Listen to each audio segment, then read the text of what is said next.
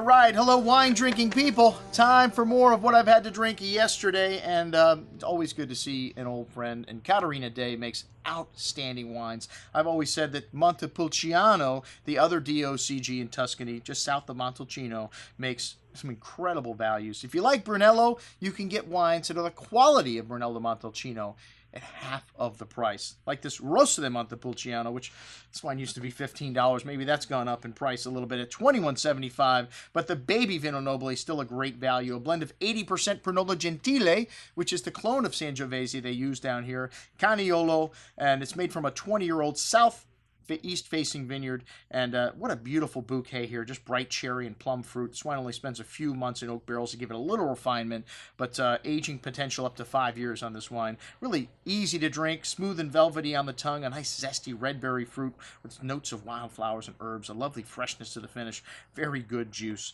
De Vino Nobile de Montepulciano 2011.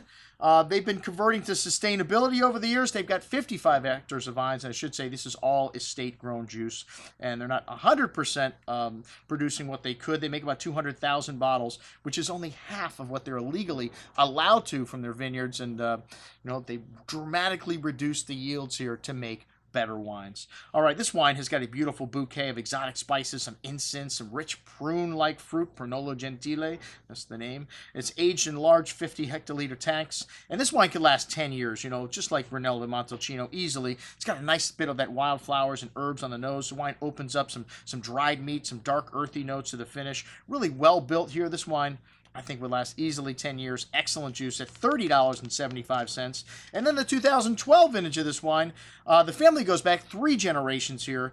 This 12 vintage was a warmer vintage than 2011, so 3 generations of experience. They know how to deal with warm vintages, cool vintages. And this wine's got a very rich and round tannins in it on the tongue. Some nice ripe and jammery fruit though, dark plum, a nice hand of earth and mineral-like notes, and beautiful dark berry fruit on the tongue. They're exotic spices and ripe round tannins. Big and fruity wine, but nice freshness on the finish and nice dark spices. This wine excellent as well. Both of these wines have the same rating. A little different in style. The 11 a little juicier, the 12 a little fresher.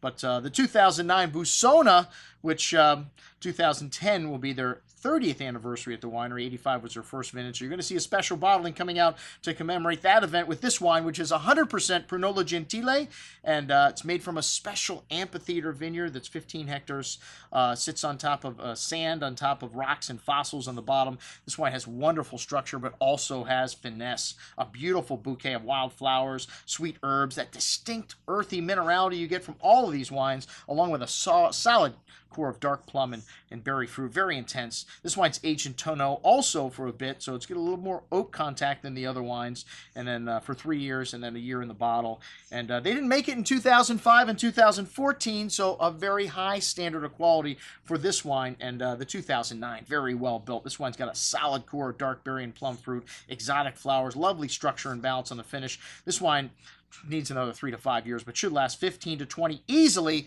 Most excellent juice, and at under $50, it still amazes me the value you can get in some parts of Italy for their top level wines. That's what we had to drink with our friend Caterina Day. I'm your host, Andrew Lampasoni, signing off for the Wine Watch, saying remember, always drink the good stuff first.